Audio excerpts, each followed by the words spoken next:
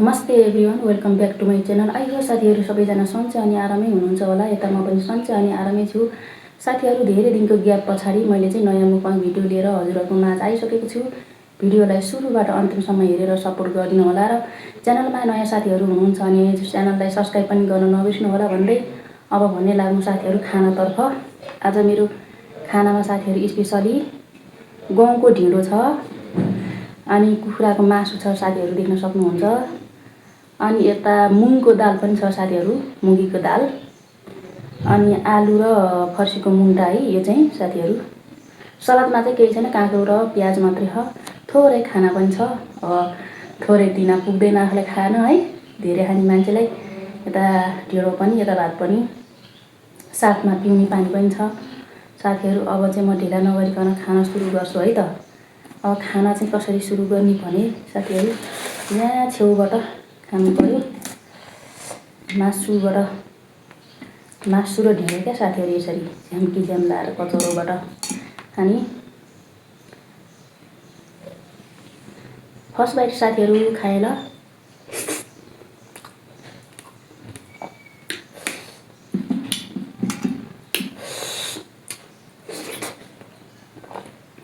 दामी टेस्टी भएछ। गाउँबाट लिएर आएको अर्ग्यानिक गहुँको पिठो, यो चाहिँ अस्ति मेरो मम्मीले ल्याइदिनु भएको गहुँको पिठो। आज चाहिँ मैले ढिँडो बनाएर खाइदिएको साथीहरू। धेरै भयो भिडियो पनि बनाउन नपाएको, त्यस्तै समस्याको कारणले गर्दा। मेरो भिडियोलाई धेरै धेरै माया गरिदिनु होला साथीहरू।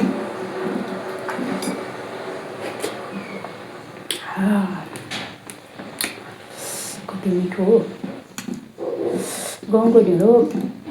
खानालाई चाहिँ मिठो, तर पकाउने बेला चाहिँ ढिँडो त ओडार्न चाहिँ एकदम गाह्रो। खाना त फेरि एकदम स्वादिष्ट हो नि।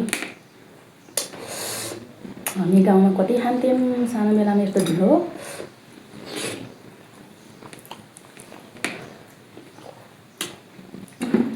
खेतबारीमा काम गर्न पर्थ्यो, मजाले ढिँडो खायो भने आडिलो हुन्छ भन्दै गाउँथ्यो है। कोदो रोप्न, धान रोप्न गइन्थ्यो, मजाले ढिँडो खाएर भोक पनि नलाग्ने क्या। त्यही बेलाको याद आउने कि ढिँडो खाँदाखेरि चाहिँ।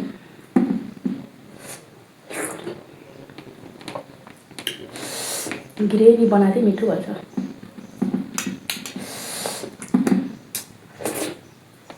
साथीहरूलाई कोलाई ढिँडो मनपर्छ भन्नु होला है। ढिँडो खान मन लागेन मबाट आउनु होला, म पकाएर दिन तयार छु है। ढिँडो पकाउन आउँछ मलाई क्या फेरि।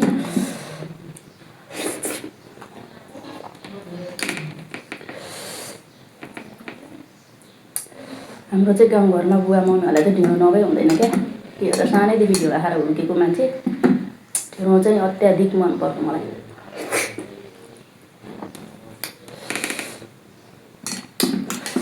कति मिठो क्या।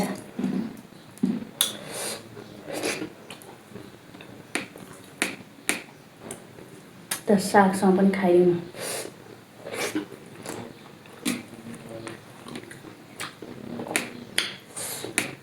सागसँग पनि मिठै हो।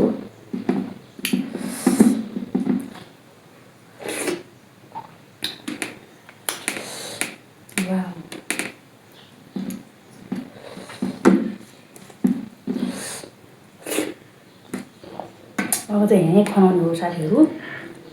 अलिक खानालाई अप्ठ्यारो भयो, झ्याम्म लाएर हेर्नुहोस्।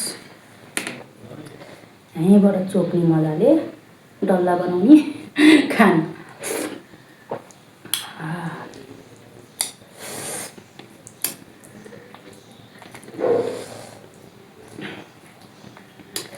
गाउँघरमा आगोमा पकाएको कति मिठो हुन्छ, तर मैले पनि ग्यासमा पकाए पनि मिठो चाहिँ मिठो छ है। 1 घन्टा लाएर पकाएको मिहिनेतले पकाएको छु नि आफूलाई खानको लागि।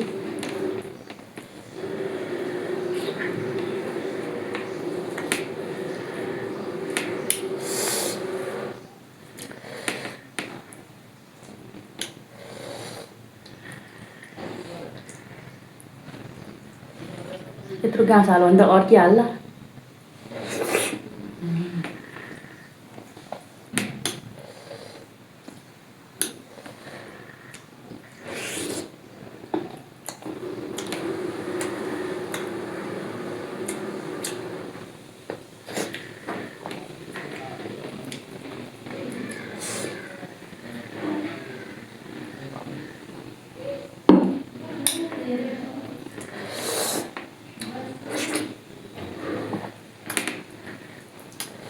अझै कोदाको ढेँडो खानु पाए त झन् मिठो हुन्थ्यो।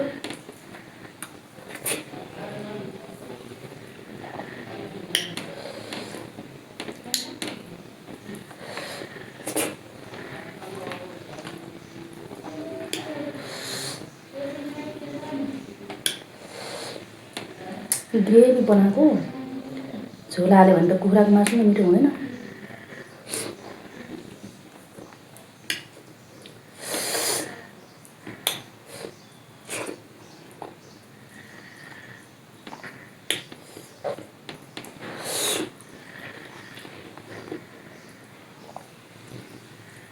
हेर्नु त त्यत्रो डल्लो ढेँडो त मैले त 5 मिनट पनि नलाइकन खाएर भ्याइछु नि। अब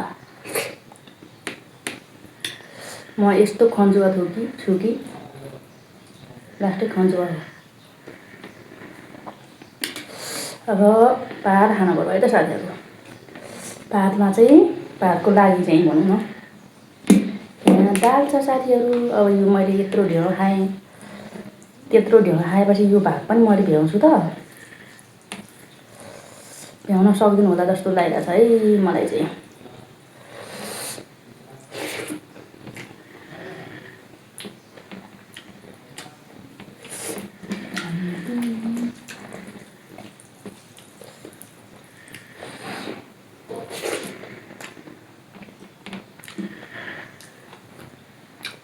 काम कुरो साथीहरू।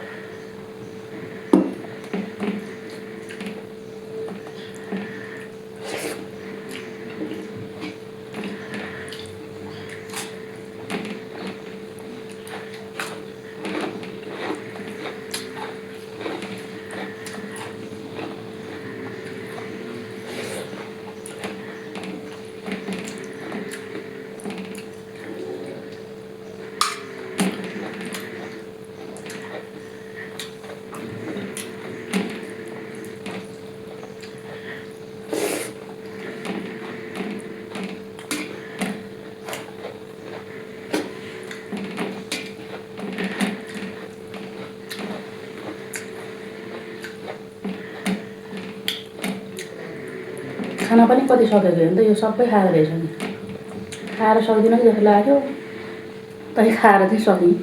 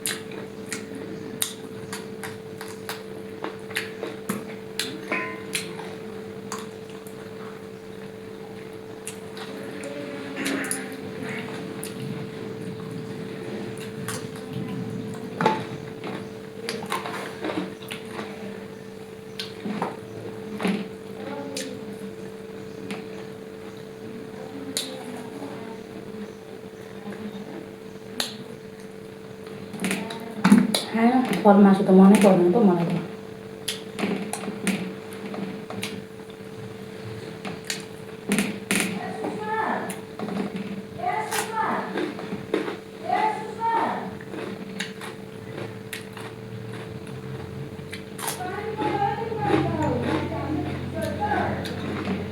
पछाडि ब्याकग्राउन्ड साउन्ड आयो है साथीहरू, कसले बोला जस्तो आवाज आयो क्या ब्याकग्राउन्ड साउन्ड।